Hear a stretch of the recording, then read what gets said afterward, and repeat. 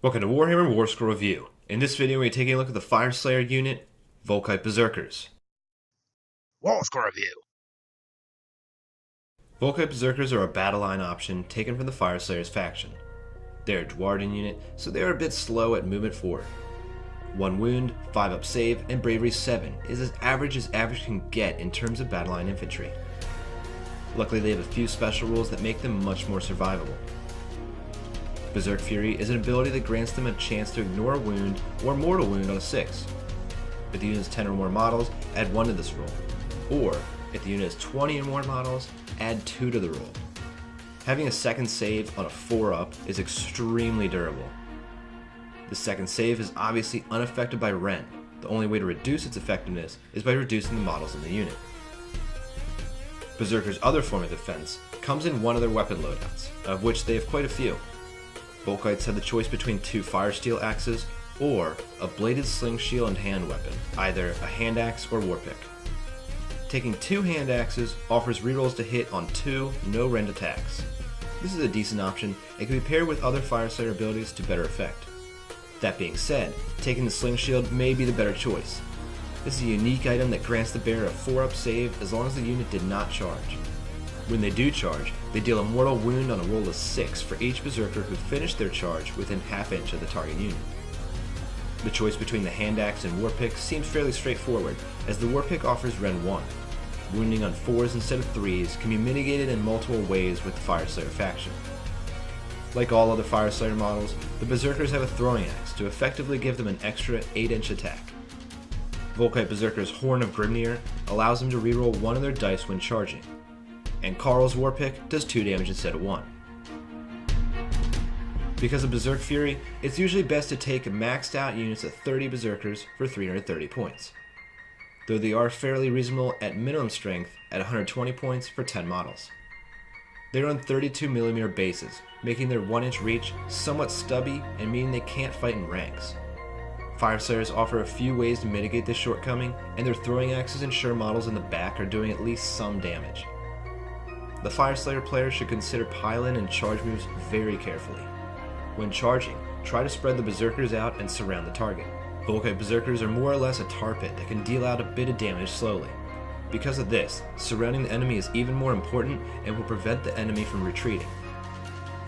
If they will be activating before their target, be sure to end their charge move outside of base contact with the enemy. Also be sure to put as many models within ½ an inch if they are equipped with the sling shields. Use subsequent pile-ins to further wrap models around. Berserkers fill the roles of objective grabbers and screens fairly well. While they are a bit slow, once they get on an objective, they are hard to move. This stubbornness to move also plays into their uses as chaff models. Because Berserkers will often be holding objectives and screening, while simultaneously trying to grab as many of those sweet Fire Slayer aura effects, the unit will likely be spread thin and daisy-chained. This further adds importance to the pile-in moves. If an enemy charges the far flank of a long-stretch Berserker unit, it may take them a while to get into fighting range of the enemy, moving only 3 inches each combat phase. Being as they are a Fire Slayer unit and battle line to the Order Grand Alliance, Vulkite Berzerkers have quite a few synergies. Rune Smiters are a common character unit on the Fire Slayers roster. Whether they are on Magmadroth or not, they have the Runic Empowerment special rule. This ability allows the player to choose a Fire Slayers unit and reroll wound rolls. On a big unit of Berserkers, this can be quite effective. Whether wielding dual axes to reroll hits and wounds, or paired with the Warpick to mitigate the 4-up to wound, Rune Smiters provide solid support for Vulkites. The Smiter on foot also has an ability that allows the Berserkers to deploy with the Rune Smiter off the table. In a subsequent movement phase, they can move on the board 9 inches away from the enemy and within 3 inches of each other. Remember, only 1 model has to be in range of the Rune Smiter, and the rest of the models can chain around in position as needed. The Vulkite's Horn special can be of use when trying to charge after deploying with the Rune Smiter. The Auric Rune Sun has a command ability similar to the Rune Smiter's Runic Empowerment. Dauntless Assault would allow all Fire Slayer units within 15 inches to reroll wound rolls as long as the target unit has a wound characteristics of 3 or more. The Auric Rune Sun on Magmadroth has a different command ability. This one increasing charge distances by allowing Fire Slayer units within 10 inches to roll 3 dice when charging and discard the lowest. This is another ability that pairs well with the Horn of Grimnir. The two together make the 9 inches between a Rune Smiter's Berserkers and the enemy more manageable, giving Fyreslayers a decent shot at first turn charging. The Auric Runefather's command ability is extremely potent with Berserkers. This ability will increase their pylon move to 5 inches. On paper, this doesn't sound that crazy, but with careful pylons, this will ensure even more models get into combat, mitigating the model's short range. When charging with Berserkers under the effects of this ability, try to spread the frontage as much as possible to really surround the enemy with the long pylon. The other portion of this character's command ability is that he can redirect a wound on a 4-up to a Fyreslayer unit within 3 inches. The Berserkers would still be allowed to save this mortal wound with their Berserk Fury ability, making them a perfect candidate to protect their Runefather. An Auric Runefather mounted atop a Magmadroth has a very powerful command ability, allowing Fyreslayer units within 20 inches to reroll save rolls of 1 and Battleshock tests. Paired with a unit of 20 or more Vulkite with Sling Shields, their 4-up reroll 1s and following 4-up saves will be extremely tough. While not a command ability, the Battlesmith may have one of the biggest effects on the Vulkite Berzerkers. In the hero phase, the Battlesmith can raise his banner and tell some stories, to allow Fyreslayer units within 8 inches to reroll all save rolls. This is extremely potent paired with 20 or more shield-bearing Berserkers. The power has the trade-off of forcing the Berserkers to give up their ability to retreat, as if the Dwarden retreat. This model benefits the unit even in death. After the Battlesmith is slain, the player may choose a Fyreslayer unit within 5 inches and can reroll failed to hit and wound rolls for the rest of the game. This time giving up the ability to move for the rest of the game, except in the case of pylons.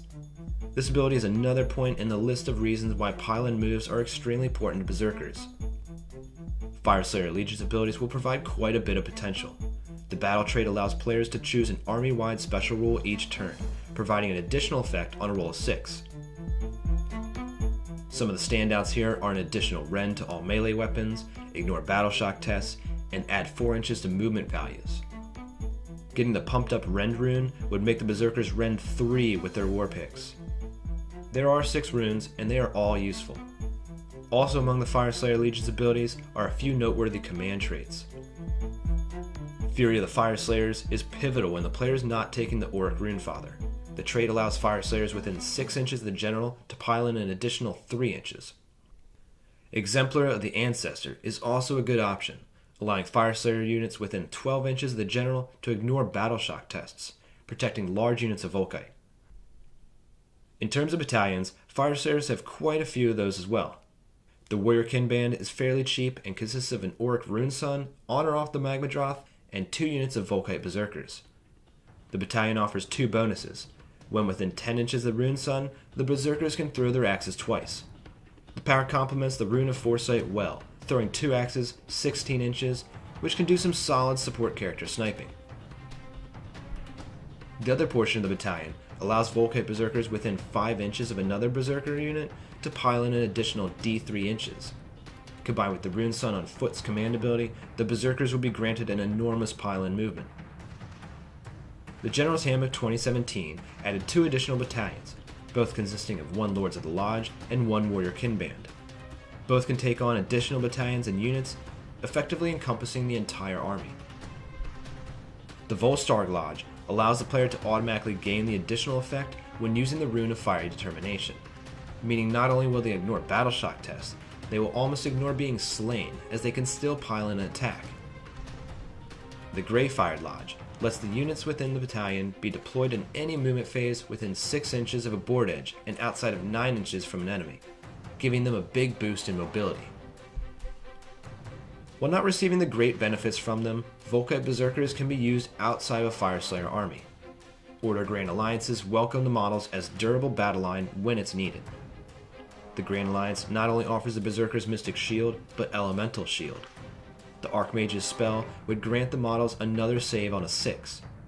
With both magic shields and a Battlesmith, 20 or more Berserkers with Sling Shields would have a 3-up rerollable save, then a 4-up, then a 6-up. A simple inspiring presence would make them a true tar pit. Other Dwarden armies, like the Caradron Overlords, may also like to have the durable screening unit at their side. Even Stormcast may use these Dwarden as screening units. Obviously, they are versatile. Not only that, but they are durable and can still pump out some damage with the right synergies. For all these reasons, Vulkite Berzerkers receive a 4 out of 5. What do you think of the Vulkite Berzerkers? What war scrolls would you like to see reviewed next on the channel? Leave your thoughts, answers, and questions in the comments below, and thanks for watching.